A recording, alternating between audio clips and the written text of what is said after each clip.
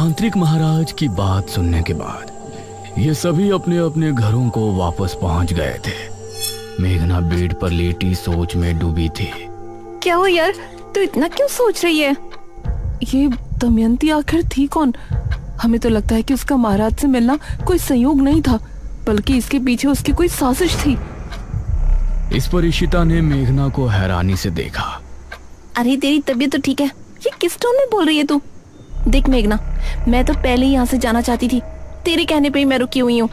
मुझे इस गांव की कहानियों से कुछ लेना देना नहीं है। कल एकादशी है, हमें बस उस मृत्युंजय अमृत का सैंपल लेना है और परसों सुबह होने से पहले इस गांव को छोड़ देना है। That's it। ये कहकर इशिता ने चादर तानी और सो गई। इसे कैसे बताऊं कि मैंने खुद को सपने में राजकुमारी बने देखा है। मुझे अपने सपनों का पूरा रहस्य जानना है, मैं यहाँ से नहीं जा सकती।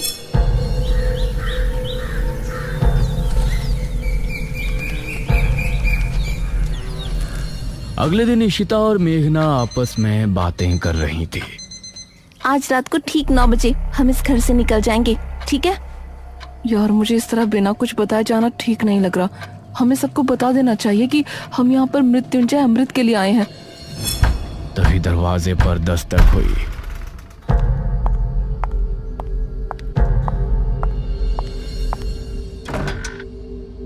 अरे अनुज, तुम? हाँ मैं। क्या बातें चल रही हैं?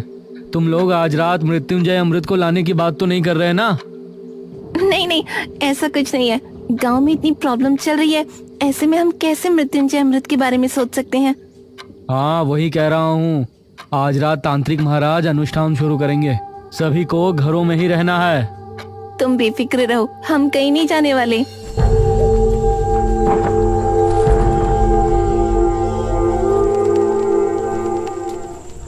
रात होने पर तांत्रिक महाराज ने अनुष्ठान की तैयारी शुरू की। उनके साथ किले में मुखिया और गांव के 2 आदमी मौजूद थे। वहीं अनुज और उसकी माँ हवेली पर अपने कमरे में बैठे थे। माँ, मेघना और इशिता को भी यहाँ बुला लूं? कहीं उन दोनों को डर लग रहा हो। इस पर ठकुराइन ने अनुज को घूर कर देखा। मैं सब समझ रही हूँ, तुम उस शहरी लड़की पर लट्टू हो रहे हो। माँ, बस वो जहाँ है उसे वहीं रहने दो, न जाने कब यहाँ से जाएगी। मेरा बस चले तो मैं अभी उसे इस घर से निकाल दूं। उस समय इशिता और मेघना घर के पिछले दरवाजे से निकल रही थी।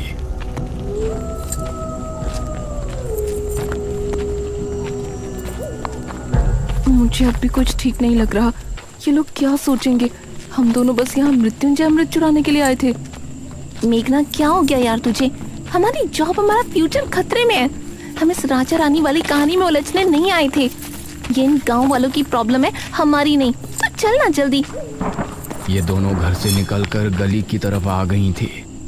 गांव में सभी लोग अपने अपने घरों में बैठे थे। सभी तांत्रिक महाराज के अनुष्ठान के सफल होने की प्रार्थना कर रहे थे। पूरा सामने जंगल का रास्ता। उस समय गांव का एक आदमी राजू सिगरेट पीता हुआ जंगल की तरफ से आ रहा था। अरे यार, आज तो होश बहुत ही ज्यादा है, सिगरेट भी नहीं सुलग रही। कुछ ही दूरी पर उसको इशिता और मेघना सामने से आती नजर आ रही थी।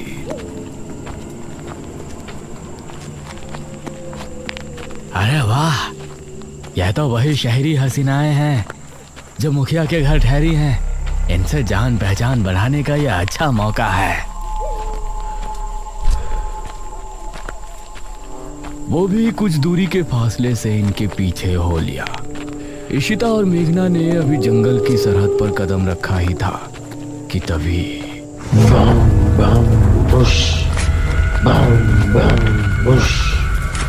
इसे सुनकर ये दोनों चौंक पड़ी। अरे ये तो वही आवाजें हैं, निशिर मोलो।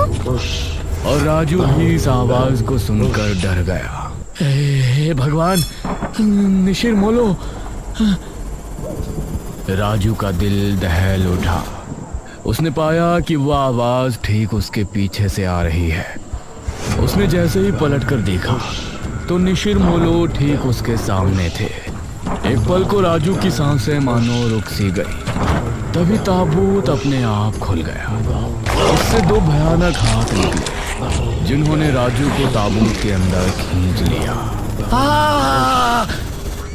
राजू की चीख सुनकर ऋषिता और मेघना दोनों ही बेहद डर गईं। मैंने पहले ही कहा था ना, आज जंगल जाना ठीक नहीं होगा।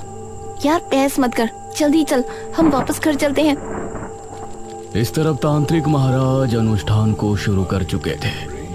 वो आंखों को बंद किए लगातार मंत्रों का जाप कर रहे थे। मुखिया और वो दोनों आदमी उनसे कुछ ही दूरी पर थे। भागो जल्दी, कहीं निशिर मुल्ला हमें देख ना ले। इशिता और मेघना दोनों अब डरी हुई हालत में आगे बढ़ रही थी, लेकिन वो आवाज कम होने के बजाय और बढ़ती जा रही थी। माँ, मैं यहाँ क्या करूँगा? मैं भी किले पर जा रहा हूँ। हो सकता है पिताजी को मेरी जरूरत हो। अरे भूल गए क्या, किसी को भी बाहर नहीं निकलना है। अरे मुझे कुछ नहीं होगा। वैसे भी निशिर मोलो की आवाज अभी तक नहीं सुनाई दी। मुझे नहीं लगता कि वो आ जाएंगे। ये कहकर अनुज अपनी माँ की बात काटते हुए घर से निकल गया। इस तरफ तांत्रिक महाराज भी अपनी आंखें बंद किए ध्यान मग्न थे। तांत्रिक महाराज ने खुद को एक अंधेरी जगह पर पाया। क्या यहाँ कोई है? सामने से कोई जवाब नहीं आया और तांत्रिक महाराज के पास एक तितली आकर रुकी। वो तितली अंधेरे में चमक रही थी। वो कुछ देर उनके पास रुकी रही और फिर एक तरफ चली गई। तांत्रिक महाराज भी अब उसके पीछे हो लिए। काफी देर तक चलने के बाद वो तितली जमीन पर बैठ गई। तांत्रिक महाराज ने पाया कि जमीन पर एक दरवाजा लगा हुआ है। वो तितली उस पर बैठते ही गायब हो गई। मेघना और इशिता को भागते हुए काफी समय हो गया था।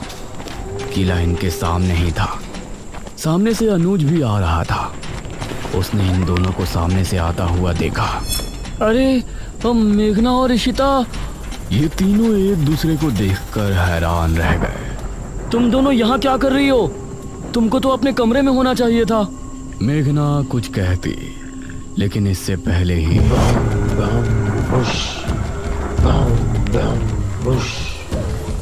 ये क्या, निशिर मोलो आ गए? निशिर मोलो की आवाज सुनते ही ये तीनों बुरी तरह डर गए और अब किले के अंदर भी उनकी आवाज पहुंच रही थी। डरो नहीं, तांत्रिक महाराज ने पहले ही कहा था कि निशिर मोलो यहाँ जरूर आएंगे, लेकिन हमें डरने की जरूरत नहीं है। जब तक हम अपने घरों में हैं, वो हमें कोई नुकसान नहीं पहुंचा सकते। चलो हम भी किले के अंदर चलते हैं। और ये तीनों किले के अंदर पहुंचे।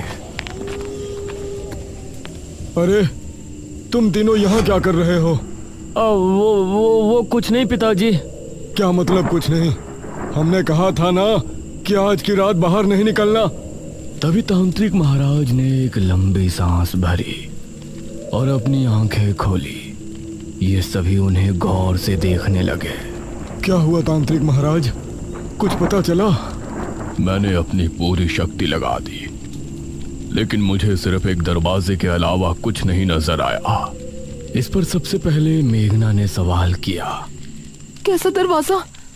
वो दरवाजा किसी चौखट पर नहीं, बल्कि जमीन पर लगा हुआ है। शायद कोई तहखाना है। इसका मतलब है कि वो किताब किसी तहखाने के अंदर ही है।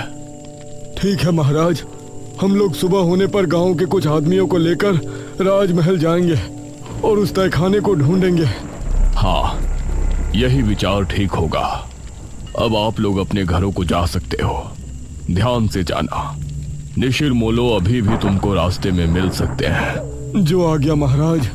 मुखिया अनुज और इन तीनों के साथ घर की तरफ रवाना हो गया और बाकी सभी गांव वाले भी अपने अपने घरों को चले गए। अनुज, तुमने बताया नहीं कि तुम तीनों यहाँ क्यों आए थे? वो पिताजी, मुझे आपकी चिंता हो रही थी और इन दोनों को भी ना जाने क्यों घर पर डर लग रहा था। हाँ, इसीलिए ये भी मेरे साथ चली आई।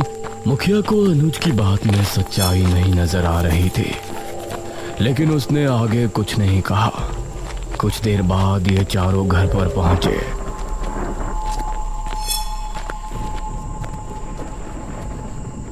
अब तुम लोग जाकर अपने अपने कमरों में चुपचाप सो जाओ, कोई मस्ती मजाक नहीं।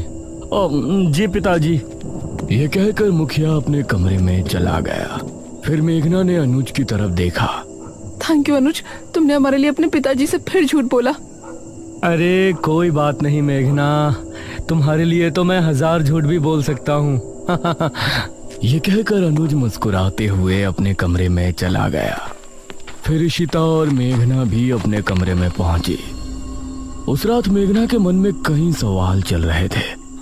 करीब 4 बजे जब वो सो रही थी तो उसने अपने आप को राजमहल में खड़ा हुआ पाया। अपने उसी राजकुमारी वाले अवतार में वो एक गलियारे से होती हुई आगे बढ़ रही थी। सामने ही एक बड़ा सा दरवाजा नजर आ रहा था। वो उस दरवाजे से होती हुई अंदर पहुंची। सामने एक अलमारी थी। उसने उस अलमारी को खोला तो उसके अंदर एक बक्सा रखा था। उस बक्से को खोलने पर उसे एक अंदर बड़ी सी चाबी रखी हुई नजर आई। मेघना सपने में बिल्कुल सही सलामत थी, लेकिन बाहर उसका पूरा शरीर पसीने से सराबोर हो गया था। तभी इशिता ने करवट ली तो उसने एक पल को आंखें खोलकर मेघना को देखा। मेघना, क्या हुआ तुझे? उठ। उसने मेघना को झंझोड़ा तो मेघना की नींद टूटी। क्या हुआ तुझे मेघना? देख तुझे कितना पसीना आ रहा है। मेघना नींद से जागी और लंबी लंबी सांसें लेने लगी। अरे कुछ तो बोल, कोई बुरा सपना देखा क्या? मेघना ने इशिता के जवाब में हल्का सा हाँ में सर हिलाया। इशिता ने उसे पीने के लिए पानी दिया और फिर उससे लिपट कर लेट गई। सुबह होने पर तांत्रिक महाराज कुछ गांव के लोगों को लेकर राजमहल पहुंचे। कोई भी कमरा, कोई भी गलियारा छूटना नहीं चाहिए। जी महाराज। गांव के सभी लोग अब अलग अलग गलियारों में चले गए। एक आदमी जिसका नाम मनीष था, वह एक कक्ष के सामने खड़ा था। उसने जैसे ही दरवाजा खोला तो कई चमगादड़ तेज शोर करते हुए वहां से निकल गए। उसने खुद को संभाला और कमरे के अंदर दाखिल हुआ। हे भगवान, कितना बड़ा कमरा है। तभी उसे भारी कदमों की आहट सुनाई देने लगी। उसने सामने देखा कि वही लबादे वाला आदमी उसके सामने खड़ा है। मनीष उसको देखकर दरवाजे की तरफ भागा, लेकिन दरवाजा अपने आप ही बंद हो गया। तभी वो लबादे वाला आदमी तेजी से उसके करीब पहुंचा और उसने कसकर मनीष का गला पकड़ लिया। मनीष की चीख महल की दीवारों में ही सिमट कर रह गई। गांव के लोगों ने राजमहल की अच्छे से तलाशी ली, लेकिन राजमहल इतना बड़ा था कि अपना पूरा दिन लगाने के बाद भी वो आधे राजमहल की छानबीन भी नहीं कर पाए थे। तांत्रिक महाराज, अब तो रात होने वाली है। अभी तक उस तहखाने का कुछ पता नहीं चला। उसको ढूंढना इतना भी आसान नहीं है जितना हमने सोचा है। मुखिया जी, हम रात में यहाँ नहीं रुक सकते। अवश्य, हम सभी यहाँ से निकलते हैं। सुबह होने पर फिर से आएंगे। ये सभी राजमहल से निकल ही रहे थे, तभी सामने से इनको मेघना आती हुई नजर आई। अरे बेटी मेघना, तुम यहाँ? जी अंकल। तुम यहाँ क्यों आई हो पुत्री? मुझे लगता है कि मैं उस तहखाने तक आपको लेकर जा सकती हूँ। ये कैसे हो सकता है? इस पर तांत्रिक महाराज ने मुखिया को हाथ के इशारे से चुप कर दिया। तुमको ऐसा लगता है तो ठीक है, बताओ कहाँ है वो तहखाना? अब मेघना आगे आगे चल रही थी और सभी उसके पीछे थे। वो एक गलियारे से होती हुई आगे बढ़ रही थी। सामने ही एक बड़ा सा दरवाजा नजर आ रहा था। वो उस दरवाजे से होती हुई अंदर पहुंची और ये सब भी उसके पीछे अंदर पहुंचे। सामने एक अलमारी थी। उसने उस अलमारी को खोला तो उसके अंदर एक बक्सा रखा था। उस बक्से को खोलने पर उसे अंदर एक बड़ी सी चाबी रखी हुई नजर आई, जिसे देखकर ये सभी हैरान रह गए। हे भगवान! मेघना ने बिना कुछ बोले चाबी को उठाया और फिर से आगे बढ़ी। सामने एक और दरवाजा था। मेघना उससे होते हुए सभी को अपने साथ अंदर ले गई। उस अंधेरे कमरे में सभी को जमीन पर एक दरवाजा नजर आया, जिसे देखकर सभी की हैरानी का ठिकाना नहीं था। यही है वो दरवाजा जो हमने हमारी दिव्य दृष्टि से देखा था। उस दरवाजे पर एक छेद था। मेघना ने उस छेद के अंदर चाबी लगाकर 3 बार घुमाया। अब इसे उठाकर देखो। तांत्रिक महाराज के कहने पर 2 आदमियों ने दरवाजे को उठाकर देखा तो वह आसानी से उठ गया। दूसरी तरफ अनुज और इशिता घर पर मौजूद थे। अनुज, मेघना कमरे में नहीं है। क्या मतलब? कहाँ गई अब वो? मुझसे तो टॉयलेट की बोल के गई थी, अब देखा तो वहाँ भी नहीं है। यह सुनकर अनुज हैरान रह गया। इस तरफ राजमहल में ये सभी तहखाने के अंदर पहुंचे। वहां एक शीशे के बक्से में एक किताब रखी हुई नजर आई। हाँ, यही है बेरमपुर पुराण। सभी किताब को देखकर खुश भी थे और हैरान भी। पुत्री, इसे उठाओ और फिर हम किले पर चलते हैं। मेघना ने जैसे ही किताब को बक्से से उठाया तो अजीब सा शोर उत्पन्न हुआ। यह कैसी आवाज है? तभी तहखाने के हर एक कोने से बिच्छू निकलकर इनकी तरफ आने लगे। सभी निकलो यहाँ से, जल्दी। अब ये सभी तेजी से ऊपर की तरफ भागे, लेकिन एक आदमी को बिच्छुओं ने सीढ़ियों पर ही अपने चपेट में ले लिया। उस आदमी को एक ही पल में बिच्छुओं ने कंकाल में बदल दिया। बाकी सभी लोग डरी हुई हालत में महल के मुख्य द्वार की तरफ भागे। मेघना सबसे आगे भाग रही थी। दरवाजे से होते हुए ये महल से बाहर निकलने में कामयाब हो गए, लेकिन ठीक दरवाजे पर जो आदमी सबसे पीछे था उसको भी बिच्छुओं ने अपनी चपेट में ले लिया। और उस आदमी की चीख पूरे राजमहल में गूंज गई। इन लोगों ने अब अपने कदमों को रोका नहीं और किले में पहुंचकर अपनी सांस तोड़ी। तांत्रिक महाराज ने मेघना को गौर से देखा। पुत्री, इस किताब के बारे में तुमको कैसे पता चली? उस समय अनुज और इशिता भी वहां पहुंचे। अब ये सभी मेघना की तरफ ही देख रहे थे, लेकिन मेघना की नजर उस किताब पर थी जिससे कई रहस्यों का खुलासा होने वाला था।